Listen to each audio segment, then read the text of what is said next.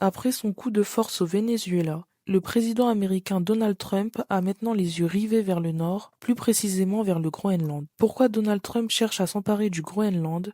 C'est le sujet que je vais aborder aujourd'hui avec vous. La plus grande île au monde qui fait partie du royaume du Danemark est dans les murs de Monsieur Trump depuis 2019 lors de son premier mandat. À l'époque, il avait dit qu'il souhaitait acheter le territoire semi-autonome de 57 000 habitants. Mais les gouvernements groenlandais et danois avaient refusé son offre, affirmant que l'île n'était pas à vendre. 6 ans plus tard, après sa réélection pour un deuxième mandat en janvier 2025, il revient à la charge. Cette fois-ci, il n'exclut pas l'idée de recourir à la force militaire pour annexer le Groenland, invoquant des raisons de sécurité nationale et internationale.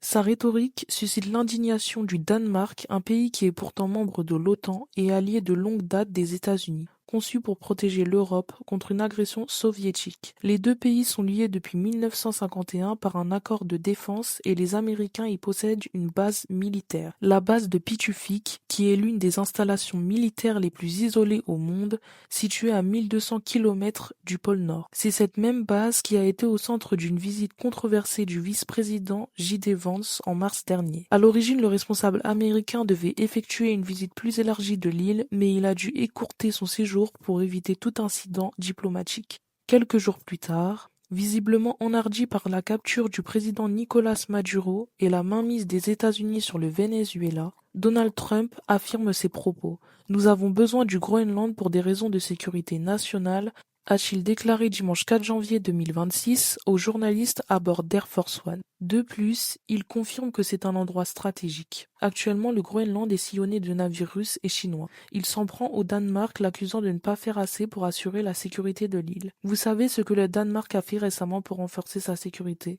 Ils ont ajouté un traîneau à chiens, a-t-il dit sur le ton de l'ironie. Il ajoute: Nous nous occuperons du Groenland dans environ 2 mois. Pourquoi le Groenland est-il si important aux yeux des États-Unis qui semblent déterminés à conquérir ce territoire au détriment même de ses alliances historiques avec les Européens? Pour 3 raisons distinctes.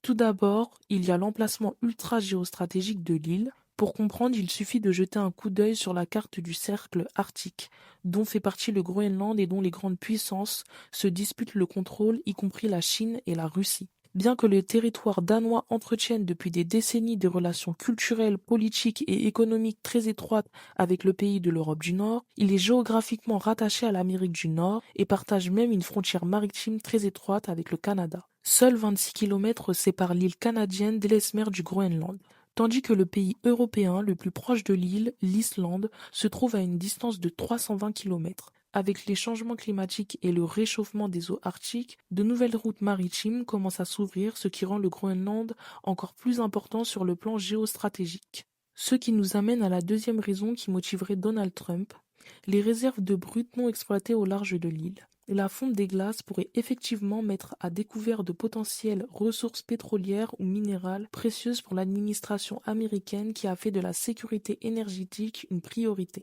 En 2021, le gouvernement du Groenland a suspendu toute activité d'exploration pétrolière le long de ses côtes pour des raisons environnementales. Ces réserves auraient pourtant pu permettre à l'île de regagner son indépendance et de supprimer la subvention que le territoire reçoit chaque année du Danemark, soit l'équivalent de 680 millions de dollars canadiens. Donald Trump, qui ne cesse de marteler qu'il veut libérer les ressources énergétiques et pomper du pétrole à tout va, y voit une occasion en or. Après la capture de Nicolás Maduro à Caracas, il a ouvertement exprimé son intérêt pour le secteur pétrolier du Venezuela, affirmant que les compagnies américaines pourraient désormais exploiter les réserves de brut du pays, les plus importantes au monde. Selon l'Institut d'études géologiques des États-Unis, le large du Groenland pourrait receler près de 17,5 milliards de barils de pétrole et 148 trillions de pieds cubes de gaz naturel pourraient se cacher au large du Groenland.